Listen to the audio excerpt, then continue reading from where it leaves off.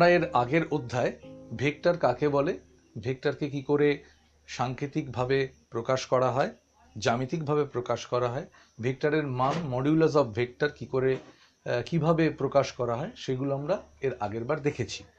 এরপরে আমরা দেখব লব্ধি ভেক্টর নির্ণয় করার পদ্ধতি। লব্ধি ভেক্টর মানে হলো দুই বা ততোধিক সমজাতীয় ভেক্টরের ক্রিয়ার ফলে উৎপন্ন যে তৃতীয় ভেক্টর তাকেই বলা হয় লব্ধি ভেক্টর।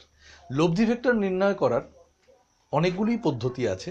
আমরা আমাদের সিলেবাসের জন্য, আমাদের পড়াশুনোর জন্য, পঠন পাঠনের জন্য আমরা প্রথমেই শিখব ভেক্টরের যোগের মাধ্যমে লব্ধি ভেক্টর নির্ণয় করার প্রথম সূত্র হলো ত্রিভুজ সূত্র।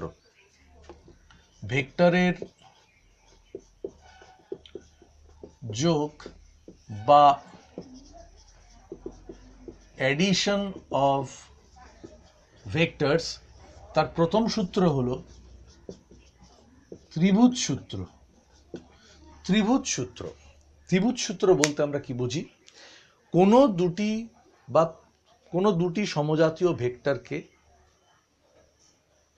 মানে এবং অভিমুখে একটি ত্রিভুজের ক্রমান্বয়ে গৃহীত দুটি বাহুর দ্বারা প্রকাশ করলে ওই ত্রিভুজের যে তৃতীয় বাহুটি সেটি বিপরীত ক্রমে ওই দুটি ভেক্টরের লব্ধিকে প্রকাশ করবে। তাহলে দুটি ভেক্টর আমি মনে করা যাক নিলাম, এটি একটি ভেক্টর এবি, অপর একটি ভেক্টর মনে করলাম বিসি। এইটার পরে এই ত্রিভুজটিকে কমপ্লিট করার জন্য আমার এই সরলরেখাটির প্রয়োজন।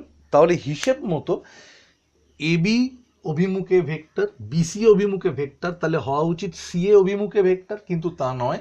ত্রিভুজ সূত্র অনুযায়ী বিপরীত ক্রমে অর্থাৎ এসি অভিমুখে তৃতীয় ভেক্টরই এই দুটি ভেক্টরের লব্ধিকে প্রকাশ করবে। অর্থাৎ আমি একে লিখতে পারি vector AB plus vector BC equal to vector AC.